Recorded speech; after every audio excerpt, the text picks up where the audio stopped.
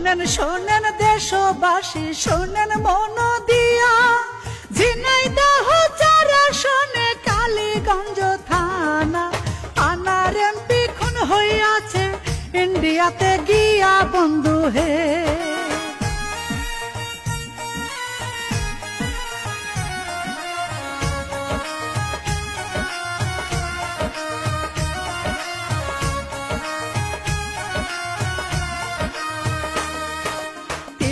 3 বার MP হয়েছে কালীগঞ্জ থানায়, আনারুল জীবনের ভাইয়ের তুলনা যে নাই।